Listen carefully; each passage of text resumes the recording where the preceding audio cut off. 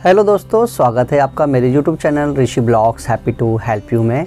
और आज का जो वीडियो है उसका विषय है घर के वास्तु दोष और नेगेटिव ऊर्जा के बारे में।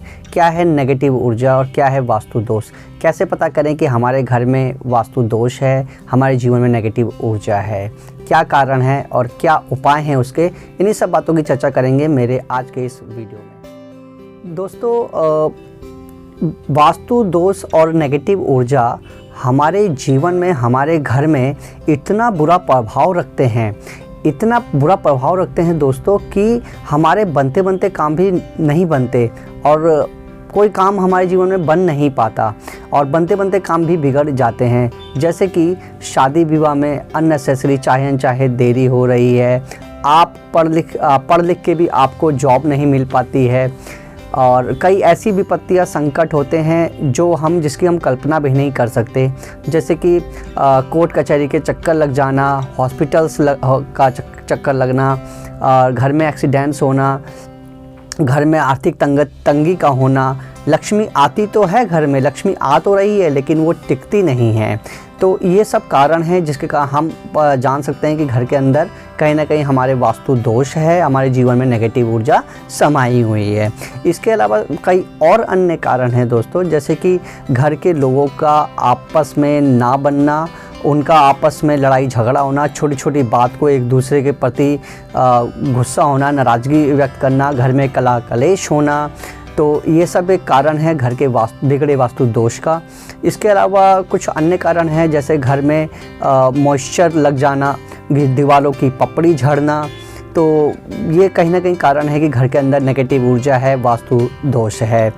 और एक अन्य कारण मैं आपको बताता हूँ दोस्तों, कि जैसे आपको लगता है कि घर में भारी भारीपन सा आपको लगता है, ऐसा लगता है कि मानो कि घर में कुछ है, कुछ ऐसा रखा हुआ है घर के अंदर, ऐसा आपको प्रतीत होता है। जब आप रात में सोते हैं तो आपको स्वप्न भी ऐसे आते हैं जैसे आप पानी में डूब रहे हैं, बहुत सारा था पानी आपको दिख रहा है, और ऐसा लगता है जैसे कई बार स्वप्न ऐसे आते हैं कि आपको बहुत पैसा नज़र आता है, बहुत रुपया नज़र आता है और शादी विवाह का आप सपना देखते हैं। तो ये सब बुरे स्वप्न हैं, ऐसे स्वप्न नहीं आने चाहिए। अगर आप इन स्वप्नों को बहुत टाइम से अगर देख रहे हैं ये, तो मान लीजिए घर के अंदर नेगेटिव ऊर्जा है, वास्तु दोष है।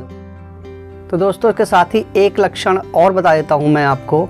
यदि घर में पहले की तरह आप साफ़ सफाई नहीं हो पा रही है, नियमित रूप से पूजा पाठ भी नहीं हो पा रहा है, तो ये संकेत देता है कि घर में पूरी तरीके से नेगेटिव एनर्जी का वास है, घर का वास्तु दोष बहुत बुरी तरीके से छाया हुआ है। एक लक्षण और है घर में वास्तु दोष होने का। यदि घर में अकस्मात कोई कांच टूट जाए तो ये संकेत करता है किसी होने वाली अशुभ घटना के बारे में दोस्तों। इसका उपाय निवारण करना बहुत ही ज़्यादा जल्द से जल्द ज़रूरी है दोस्तों। अगर इसका निवारण नहीं करेंगे तो ये सही में ये बुरे परिणाम हमारे जीवन में रखते हैं। इसमें घबराने की ज़रूरत नहीं है, वास्तु दोष तो है, उसका उपाय भी है। तो जानना ज़रूरी है कि क्या उपाय हैं वो जिनको कर हम अपने जीवन से, अपने घर से वास्तु दोष और नेगेटिव ऊर्जा को दूर कर सकते हैं। तो चर्चा करते हैं उपायों के बारे में, जान लेते हैं उपायों को। तो उपाय नंबर 1 में मैं आपको बता देता हूं दोस्तों।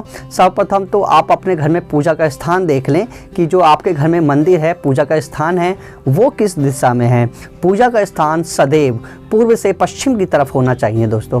पूर्व से पश्चिम की मतलब जो मंदिर के अंदर जो बैठे देव हैं उनका मुख सदैव पूर्व दिशा की तरफ होना चाहिए। तो अपने घर के पूजा स्थान की स्थिति को आप ज़रूर देख लें और जांच कर लें। तो चलते हैं अगले उपाय के बारे में। और अगला उपाय दोस्तों मैं आपको बताता हूं कि आप ये उपाय अपना सकते हैं कि काला नमक आप जानते होंगे, लाहौरी नमक जिसे कहते हैं, ये आपको एक ढेले के रूप में लेना है दोस्तों, पिसा हुआ नहीं लेना है। ढेले के रूप में आप लेके इसको कहीं एक कोने में किसी स्थान पर आप रख दीजिए।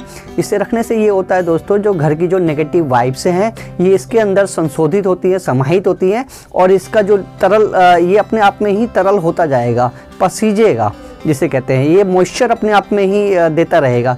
और ऐसा आपको हर महीने करना है। हर महीने आप इस ढेली को उठाकर अपना विसर्जन कर दीजिए और नई ढेली उस स्थान पर रख दीजिए। ऐसा आप तब तक कर सकते हैं जब तक आपकी फाइनेंशियल स्थिति, आपके घर का जो वातावरण है वो सुधर ना जाए दोस्तों।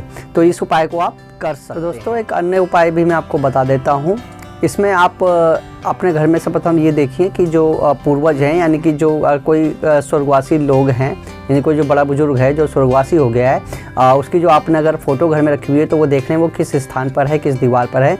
जो घर के जो बुजुर्ग होते हैं, स्वर्गवासी लोग हैं, उनकी जो फ़ोटो है वो हमेशा दक्षिण दिशा की तरफ, दक्षिण वॉल की तरफ ही होनी चाहिए, लगी रहनी चाहिए।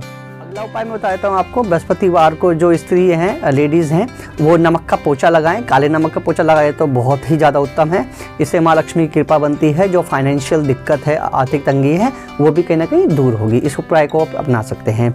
साथ ही एक उपाय अन्य बता देता हूँ मैं कि तुलसी जी का पौधा आप अपने घर में ज़रूर रखें। स्त्रियाँ, लेडीज़ संध्या के समय, इवनिंग टाइम में तुलसी जी के पौधे के पास में दिया ज़रूर जलाएं, उनकी पूजा ज़रूर करें। ऐसा आप प्रतिदिन कीजिए।